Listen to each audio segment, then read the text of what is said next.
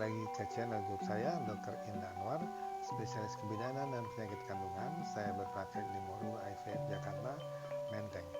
Pada kesempatan kali ini, saya akan membahas mengenai pertanyaan yang sering muncul pada pasien-pasien yang datang untuk mengikuti program bayi tabung.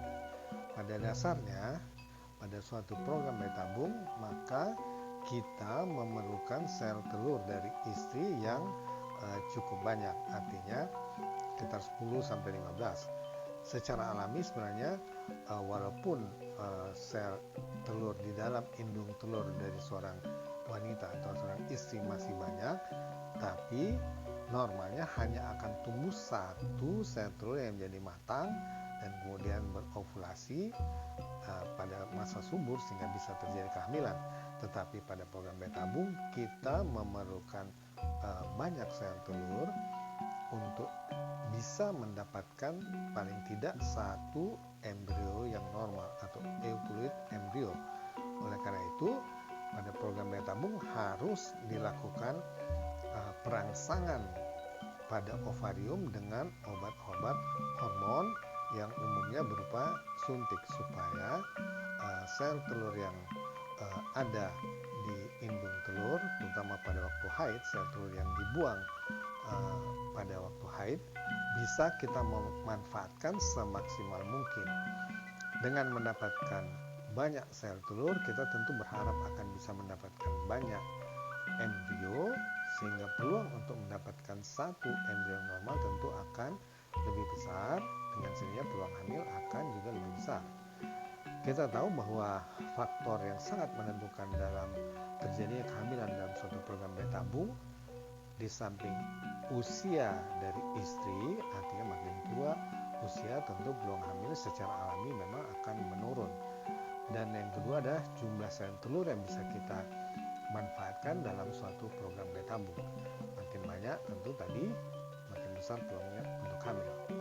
Nah, yang sering jadi pertanyaan dari pasangan suami istri umumnya adalah, jika dengan perangsangan indung telur memakai obat-obat hormon dihasilkan sel telur yang cukup banyak, dalam hal ini yang dimaksud sel telur adalah folikel, artinya yang bisa kita lihat dengan mata melalui USG itu adalah folikel. Folikel itu adalah kantung yang berisi telur, disebut folikel.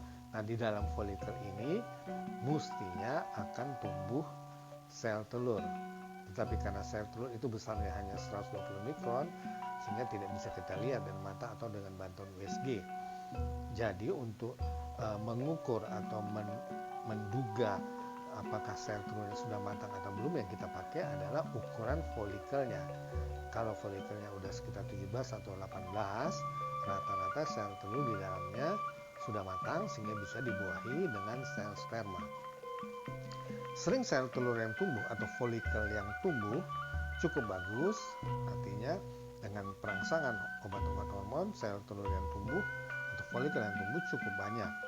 Tetapi pada saat dilakukan ovum pickup atau pengambilan sel telur, yaitu dengan cara melakukan aspirasi atau mengisap cairan folikel melalui vagina dengan memakai jarum, maka jumlah sel telur yang didapat ternyata tidak sebanyak dengan jumlah folikel yang tumbuh.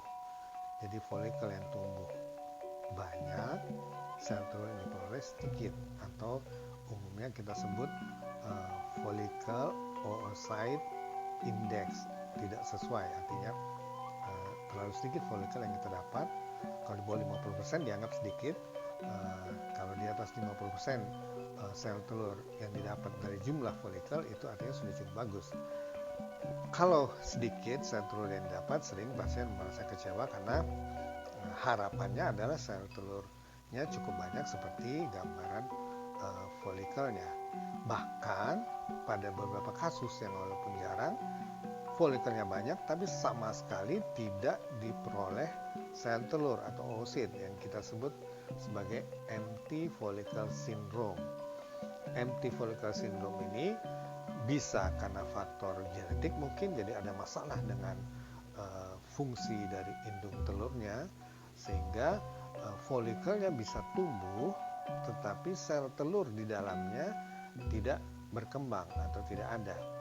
Sedangkan sebagian lagi empty follicle syndrome ini sel telurnya bisa tumbuh tapi tidak didapatkan oosit yang sesuai karena masalah-masalah di luar indung telur, apakah masalah perangsangan dan hormonnya yang kurang baik, atau obatnya tidak tepat penyuntikannya, atau pengambilan sel telurnya terlalu cepat atau terlalu lambat, atau ada masalah teknis dalam pengambilan sel telur sehingga jumlah sel telur yang dapat tidak sesuai. Kondisi seperti ini disebut false empty follicle syndrome.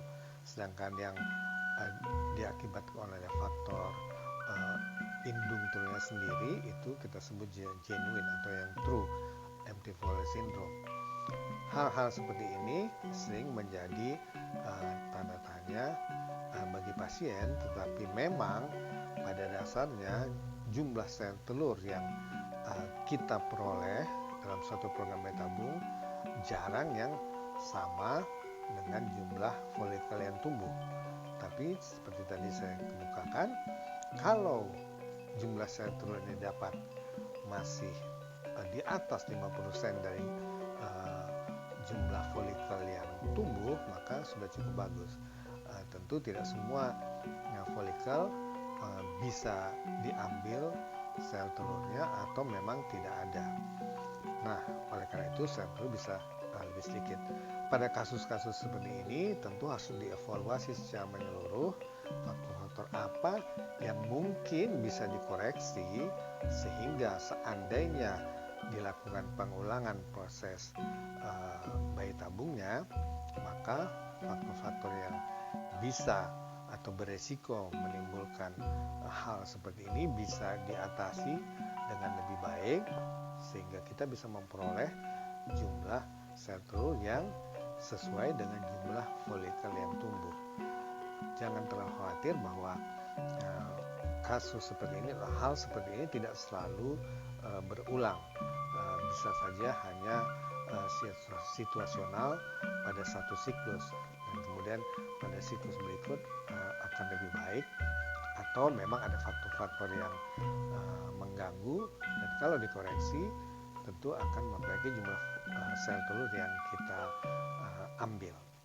Nah, mudah-mudahan penjelasan saya ini bisa bermanfaat bagi pasangan suami istri yang mengikuti program bayi tabung dan bisa lebih memahami kenapa sel telurnya lebih sedikit daripada jumlah folikel yang berkembang. Jangan lupa subscribe. Salam 2 garis biru.